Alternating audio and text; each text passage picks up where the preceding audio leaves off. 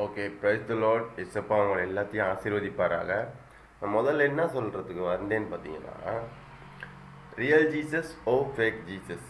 ஆமாங்க, நிறைய பேர் வந்து இந்த ஜீசஸ் ஃபோட்டோ இப்படி தான், அதாவது ஜீசஸ்ட உருவம் இப்படி தான் இருக்கும், ஏசப்பாட்ட உருவம் இப்படி தான் இருக்கும் அப்படின்னு சொல்லி அந்த ஃபோட்டோவை பார்த்து டெய்லி கும்பிடுறாங்க. ஏசப்பா நீங்கள் தான் எனக்கு தரணும், நீங்கள் தான் எனக்கு நிறையா கொடுக்கணும் அப்படின்ட்டு பார்த்தீங்கன்னா, நிறைய பேர் வந்து ஃபோட்டோவை வீட்டில் வச்சுக்கிட்டு கும்பிட்டு இருக்கிறாங்க.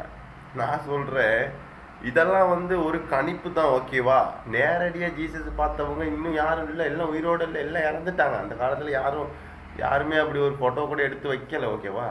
ஜீசஸ் அதாவது ஏசப்பா சாகக்குள்ள அவர் முகம் தொடச்சார் இல்லையா, அந்த தொடச்ச முகத்தில் உள்ள அந்த துணியில் உள்ள அச்சை பார்த்து தான் வரைஞ்சாங்களே தவிர நேரடியாக யாரும் ஃபோட்டோவெல்லாம் எடுத்து இன்னும் இதாக்கலைங்க. அதனால ஃபோட்டோவெல்லாம் பார்க்காதீங்க, அதெல்லாம் ஃபேக் ஜீசஸ். இப்படி தான் இருப்பார்னு ஒரு கணிப்பு மட்டும்தான் நம்மளுக்கு. ஓகேவா? அதுதான் உண்மையான ஏசப்பா அப்படிங்கிறதுக்கு வந்து எந்த ஒரு ஆதாரமும் இல்லை. ஓகேவா? ஏன்னா அவங்க காலத்தில் வாழ்ந்தவங்க கையில் அந்த டைமில் டெக்னாலஜியெல்லாம் ஒன்றுமே இல்லை. அதனால நீங்கள் ஃபோட்டோ வந்து விசுவாசிக்காதீங்க, ஏசப்பாங்கிற அந்த பேரை விசுவாசிங்க. ஓகேவா?